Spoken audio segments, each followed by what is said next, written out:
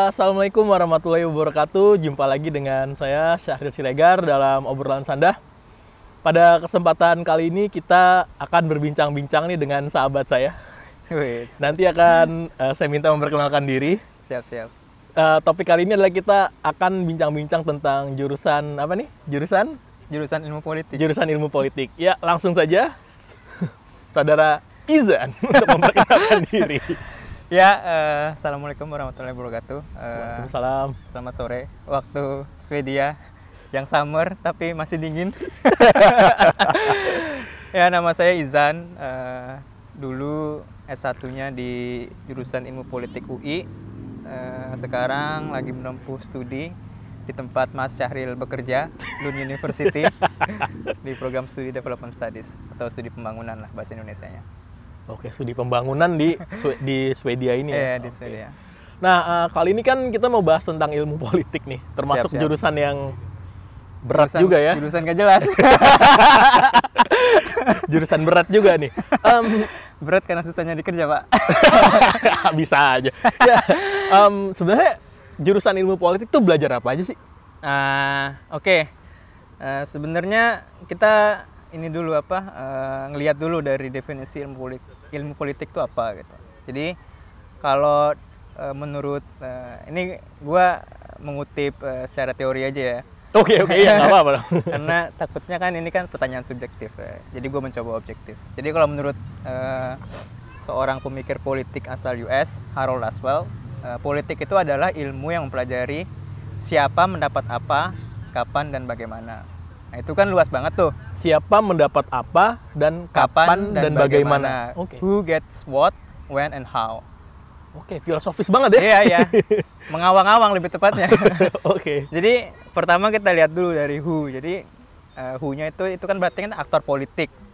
Subjek dari politik itu siapa. Nah, dalam hal ini kita mempelajari aktor-aktor politik. Seperti misalnya masyarakat itu sendiri dan juga misalnya pemerintah, partai politik, ya aktor-aktor politik lah yang berusaha mencapai tadi what-nya itu apa. Nah, di sini juga kita mempelajari apa itu didefinisikan sebagai kekuasaan kah, atau misalnya redistribusi dari kekuasaan itu sendiri kah, atau misalnya akses ke sumber daya kah, atau apa gitu. Dan satu hal lagi tadi kan when tuh. When itu berarti kita mempelajari kajian historical teoritis dari ilmu politik itu. Misalnya kita berkaca dari pengalaman-pengalaman fenomena politik di masa lalu, di abad pertengahan misalnya. Terus misalnya jadi kayak belajar sejarah juga berarti. Belajar sejarah juga karena kan politik itu sendiri kan suatu rangkaian peristiwa juga gitu yang mempengaruhi apa yang terjadi sekarang gitu. Misalnya kita mempelajari konteks politik Indonesia, tentu kita tidak menerima itu sebagai satu hal yang taken for granted. Itu tiba-tiba ujuk-ujuk ada, tapi misalnya kita berkaca dari pengalaman misalnya di zaman Orde Baru seperti ini, zaman Soekarno seperti ini gitu, atau bahkan zaman pra-kemerdekaan seperti ini akhirnya membentuk politik dalam konteks seperti sekarang. Kayak gitu sih. Dan yang terakhir itu adalah how. Nah, how-nya ini yang dipelajari secara luas, yaitu bagaimana gitu dalam mencapai suatu kekuasaan. Nah, bagaimana itu termasuk kita merefleksi kepada pemikiran-pemikiran politik kontemporer, pemikiran politik misalnya dari barat, pemikiran politik Islam juga ada, itu pemikiran politik Indonesia juga ada, misalnya politik barat misalnya pemikiran Machiavelli, atau misalnya Thomas Hobbes, atau misalnya John Locke, atau jadi kayak filsuf juga tuh ya. Iya. Karena kan bagaimana mencapai suatu kekuasaan atau misalnya kekuatan, atau misalnya akses terhadap redistribusi sumber daya misalnya. Nah, itu kan kita ngelihat juga dari teori itu sendiri gitu. Teori itu kan banyak dari pemikiran-pemikiran politik yang lalu-lalu gitu. Oke, waduh, filosofi banget ya. Mudah-mudahan cukup jelas ya. Lawang penjelasannya. Malah nggak ngerti. Bingung ya. Bercanda. Oke, nah kalau dulu kan dari UI ya, dari jurusan ilmu politik UI. Ilmu politik. Fakultas Ilmu Sosial Ilmu Politik ya dulu ya. Iya. FISIP ya. Dari FISIP UI itu ada peminatan lagi nggak atau scopes gitu? Ada. Jadi kalau di UI dulu itu ada peminatannya antara perbandingan politik dan sistem politik Indonesia kalau di zaman saya dulu ya, angkatan saya. Perbandingan politik dan sistem politik di Indonesia. Indonesia. Jadi kalau perbandingan politik itu lebih ke mempelajari politik luar negeri. Jadi kayak misalnya kajian kajian wilayah, misalnya politik di negara Amerika Latin. Nah, itu kita pelajari misalnya konteks dinamika kekuasaan di negara-negara Amerika Latin seperti pergerakan sosial, kudeta dan lain-lain itu seperti apa, atau misalnya politik di negara-negara Asia Tenggara gitu. Misalnya Malaysia, Thailand atau Singapura gitu. Kita pelajari misalnya dinamika politik antara Singapura dan Malaysia di masa lalu itu seperti apa yang akhirnya membentuk politik Singapura seperti sekarang gitu. Ada juga itu kajian-kajian wilayah lah. Ada Eropa juga, ada Eropa Barat, Australia, dan US gitu. Asia Timur juga ada. Berarti kalau kayak kudeta itu sendiri itu ada mata kuliahnya sendiri dong? Nggak spesifik tentang itu sih, tapi kita ngelihatnya dari konteks wilayah itu. Jadi nggak mempelajari kudetanya, tapi mempelajari peristiwa kudeta di suatu negara itu gitu. Jadi mengkaitkan dengan proses politik di suatu negara secara umum gitu. Kan berarti ada dua konsentrasi tadi ya, ada dua kurang lebihnya di UI ya. Iya. Kalau dulu Ijan pilih apa? Saya milihnya perbandingan politik dulu. Karena tadi kan saya udah jelasin tuh perbandingan politik itu kajian wilayah kan, politik di regional tertentu lah.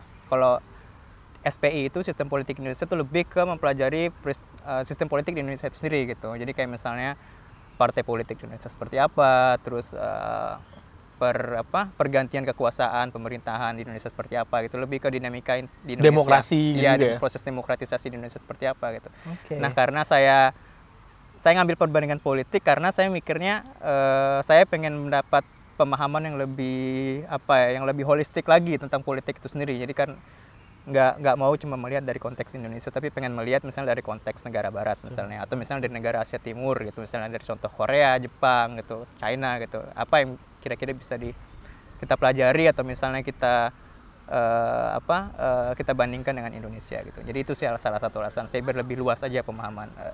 Kalau misalnya kerajaan zaman dulu nih, misalnya kayak di Indonesia ada kayak Sriwijaya, Majapahit, apakah juga misalnya pemilihan apalah istilahnya ya, itu pemilihan rajanya itu juga termasuk kajian perpolitikan atau gimana? Enggak sih, kalau kita gitu nggak masuk sampai sana. Nggak masuk sampai karena sana. Lebih fokus ke politik kontemporer ya. Kontemporer. Jadi masa kerajaan itu tidak masuk dalam timeline-nya lah. Itu mungkin masuknya di sejarah kali ya kalau itu ya. Tapi kalau misalnya mempelajari misalnya dari abad pertengahan gitu ada juga gitu. Tapi itu jatuhnya di pemikiran politik. Pemikiran politik. Oke, menarik sekali ya jurusan ilmu politik. Oke. Nah, selanjutnya nih kalau politik praktis sendiri ya. Misalnya kayak jadi anggota jadi pimpinan partai atau apa, kenapa jarang sekali alumni yang benar-benar dari jurusan ilmu politik yang terjun ke apalah istilahnya politik praktis gitu. Iya. Kenapa kayak banyak kan misalnya dari jurusan yang lain, bisa jadi jurusan matematika, dari jurusan fisika jadi politikus, itu gimana tuh tanggapannya? Ini sama saja dengan melemparkan pertanyaan, kenapa banyak anak IPB yang justru kerja di bank gitu ya, bukan kerja di pertanian gitu. Begitu saya ini ya. Maaf ya buat alumni IPB. Enggak. Jadi pertama kita harus bedakan dulu antara politik sebagai suatu kajian akademik, yaitu sebagai ilmu yang dipelajari, dan politik sebagai kegiatan praktis gitu. Ya tadi misalnya terjun ke DPR atau misalnya berkecimpung di organisasi sosial masyarakat dan lain-lain yang fokusnya emang sebagai praktisi lah istilahnya. Jadi emang di jurusan saya dulu itu kita tidak diarahkan untuk menjadi politisi atau menekuni satu bidang pekerjaan tertentu yang terkait dengan politik, tapi lebih ke mempelajari politik sebagai satu ilmu gitu. Jadi lebih ke pendekatan akademis. Walaupun memang dalam pendekatan akademis itu kajian-kajian atau contoh kasus yang dipakai itu berdasarkan memang fenomena politik atau kejadian berdasarkan pengalaman praktis yang ada di gitu. masyarakat. Iya. Gitu ya. Itu kalau kita ngelihat dari sisi mata kuliah atau jurusannya. Nah, kalau misalnya balik lagi kenapa banyak anak politik tidak terjun ke politik praktis, ya Bener kan, tapi itu fakta Ya, kan ya ya? itu fakta. Ya, itu kita bisa S1 mungkin karena kita tahu kita mempelajari politik ya, kita tahu busuk-busuknya mungkin ya. Akhirnya menimbulkan antipati kadang-kadang ya. Aha. Apalagi kalau misalnya yang pernah misalnya magang di satu lembaga pemerintah atau misalnya yang berkecimpung di politik praktis, akhirnya ngelihat justru malah mengkonfirmasi gitu, misal bias-bias buruk-buruk yang ada itu malah semakin menimbulkan antipati gitu. Itu salah satu alasan misalnya. Ini subjektif ya, by the way. Tapi kalau misalnya ngelihat secara objektif di Indonesia itu sendiri, pertama kita ngelihat misalnya kalau katanya filsuf dari Perancis Pierre Bourdieu, jadi di masyarakat itu kita punya 3 modal. Modal kapital atau modal ekonomi, ekonomi kapital, terus sosial kapital, modal sosial, dan kultural kapital, modal kultural, ini termasuk pendidikan. Nah, ini 3 modal ini menentukan akses seseorang terhadap kekuasaan atau politik itu sendiri gitu. Nah, kita ngelihat di Indonesia konteksnya di antara 3 modal ini, modal mana yang paling berpengaruh gitu kan. Kalau sekarang kan sepertinya masih modal ekonomi atau ekonomi kapital, karena ditunjukkan dari ongkos politik yang begitu mahal gitu kan. Ini secara praktis ya. Jadi mungkin itu juga sudah membatasi akses orang-orang untuk terjun ke politik praktis, karena dari sisi modal ekonomi itu sangat mahal. Sebenarnya bisa hal ini ditanggulangi oleh 2 modal yang lain, yaitu modal sosial. Dalam hal ini kita harus seseorang yang ingin terjun ke dunia politik praktis kalau bisa itu membangun basis massa yang kuat, ya, akar rumput. Jadi dengan basis massa yang kuat, dia bisa mengalahkan kandidat dengan modal ekonomi yang kuat. Cuma kan ini perlu kerja politik yang panjang dan kolaboratif ya, dan biasanya tantangannya itu lebih susah dibandingkan mengumpulkan modal ekonomi gitu. Ada juga kultural kapital, termasuk misalnya pendidikan. Kayak misalnya taruhlah orang dari pelosok mendapat pendidikan di luar negeri misalnya kan. Nah, itu kan kalau misalnya dengan konteks Indonesia yang level ketidaksetaraan atau inequality-nya tinggi, pendidikan tidak merata ya. Iya, tidak merata. Pendidikan tinggi itu kan suatu hal yang prestis ya, bisa jadi modal, dan ini bertalian dengan modal sosial. Akhirnya bisa menjadi modal sosial bagi seseorang itu untuk meningkatkan daya jualnya di tengah masyarakat. Itulah dalam hal ini pendidikan, kultural kapital itu berpengaruh gitu. Cuma kan sama seperti sosial kapital atau modal sosialnya juga perlu kerja kerja kolektif dan kerja sosial dan kerja politik yang panjang dan kuat di basis akar rumput gitu. Itu sih yang akhirnya membatasi orang-orang, terutama mahasiswa politik misalnya, untuk terjun ke politik praktis, karena dari analisis 3 modal itu gitu. Tapi kalau dari sisi partai politik misalnya ya, itu sebenarnya di belakang layar mereka punya nggak sih kayak tim ahli atau konsultan dari orang yang benar-benar belajar teori politik seperti itu? Iya, pasti. Jadi ini mungkin berkaitan dengan lapangan pekerjaan. Di belakang layar gitu ya? Iya. Ini mungkin berkaitan dengan pekerjaan jurusan ilmu politik itu seperti apa sih misalnya. Seperti yang Mas Aril tadi katakan, atau misalnya ini kan kebanyakan stereotip yang berkembang tuh.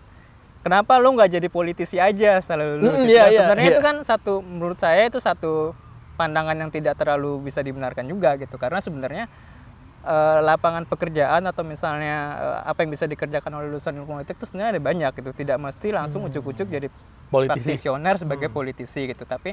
Dan ini juga mungkin bisa jadi tantangan ya bagi jurusan ilmu politik ke depannya, itu bagaimana melihat ilmu politik itu sebagai kajian yang holistik gitu.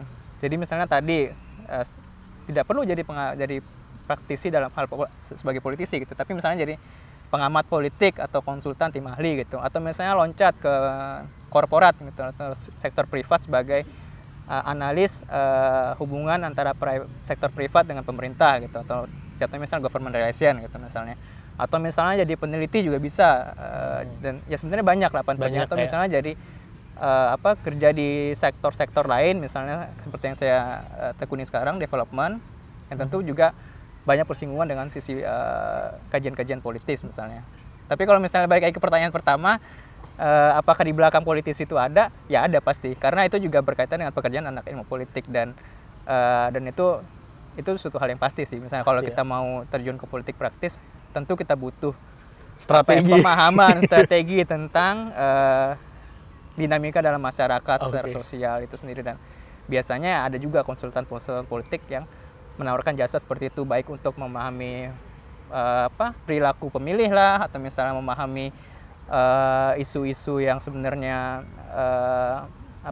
bisa diangkat lah, itu banyak tuh, dan pendekatannya juga macam-macam. Ada yang misalnya melalui survei kuantitatif gitu, ada misalnya dengan turun ke lapangan, misalnya dengan kualitatif, itu macam-macam gitu pendekatan, tergantung dari nilai jual yang ditawarkan oleh masing-masing konsultan itu sendiri gitu. Ada yang menawarkan di komunikasi politik, ada yang menawarkan misalnya di analisis perilaku pemilih dan lain-lain. Itu tergantung kebutuhannya dari politisi itu sendiri gitu. Dan sering beririsan juga ya, kayak misalnya ada komunikasi politik, ada bidang budaya politik, ada lagi kajian ya, gitu ya. Iya, beririsan gitu. Ya sama aja kayak misalnya misalnya market research, misalnya riset pasar, itu kan macam-macam ininya toolsnya gitu kan. Ada yang menganalisis kekuatan suatu brand itu seperti apa misalnya, atau misalnya yang lain tuh ada gitu toolsnya apa gitu. Jadi ya macam-macam, luas ya. Nah, kalau ngelihat Indonesia sendiri nih, misalnya kalau kita berbicara tentang politik atau demokrasi misalnya di Indonesia, itu ada gimana kalau menurut Ijan dari tahun 45 sampai sekarang itu trennya membaik kah atau ada dinamikanya juga atau gimana? Panjang Pak, ini penjelasannya Pak. Ya? Kalau dari 45 panjang Pak. Ya, oke. Cuma kalau saya ngelihatnya dari yang fenomena yang akhir-akhir ini sih, sebenarnya ini suatu hal yang cukup menarik bagi ilmu politik, dan seharusnya ini bisa dimanfaatkan sebagai anak politik untuk mengaktualisasi ilmu yang mereka punya gitu. Karena akhir-akhir ini kalau kita lihat generasi muda Indonesia, terutama masyarakat kelas menengah perkotaan yang punya akses terhadap internet atau pendidikan atau sumber informasi, itu mereka sekarang sudah sangat melek politik ya. Terbukti dari misalnya banyak terutama di sosial media ya, banyak sekali misalnya kritik terhadap pemerintah, dan kemarin juga ada aksi demo reformasi di korupsi segala macam. Itu adalah suatu hal yang sangat bagus menurut saya gitu, karena itu menunjukkan orang-orang tuh sudah mulai aware terhadap politik, dan ini anak politik seharusnya bisa mengaktualisasi ilmu mereka dengan mengkaji fenomena yang baru ini gitu, termasuk relasi antara misalnya masyarakat sekarang dengan pemerintah, dengan rezim atau pemerintah sekarang tuh seperti apa gitu. Saya melihat sih sekarang kesadaran politiknya semakin tinggi cuma ini juga setari tiga uang dengan respon dari misalnya pemerintah itu sendiri gitu. Karena politik tuh harus, ini kita kan sebisa mungkin harus bisa inklusif ya, karena kita negara demokrasi, tapi ya kelihatannya pemerintah belum bisa terlalu mengakomodir keterbukaan yang terlalu luas ini gitu, dan ini adalah hal yang menarik untuk dikaji. Kita masih belajar lah ya. Ya, kita masih belajar gitu. Cuma yang belajarnya jangan terlalu lama juga gitu.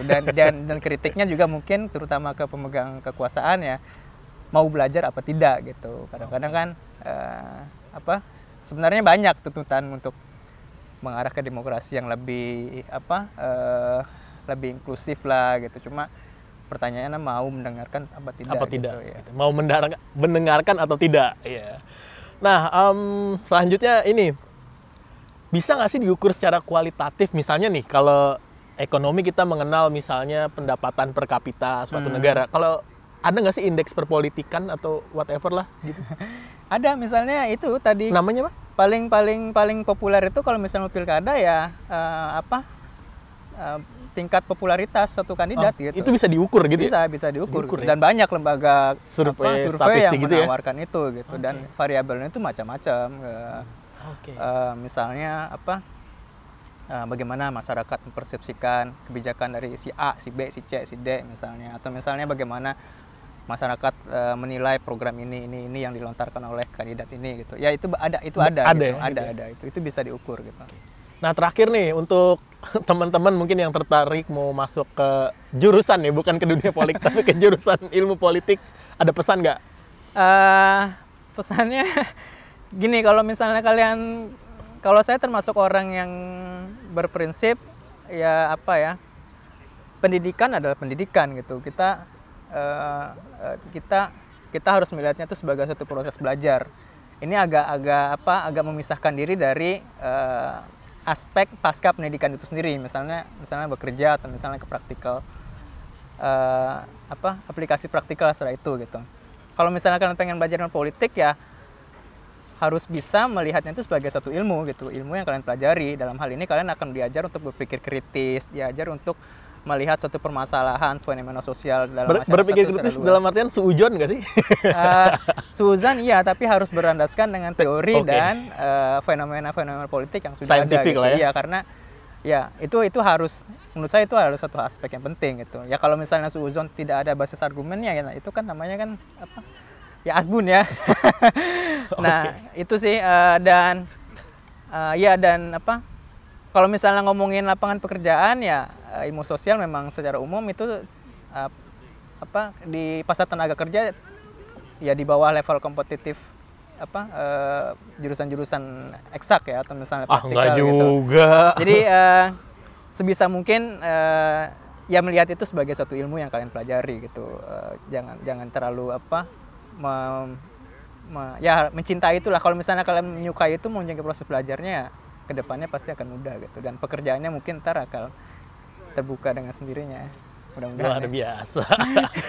Ya baik, mungkin video kita sampai di sini dulu. Semoga ada hikmah yang bisa diambil dari video ini. Ya mudah-mudahan. Ya kurang lebihnya mohon maaf. Ya wassalamualaikum warahmatullahi wabarakatuh. Waalaikumsalam.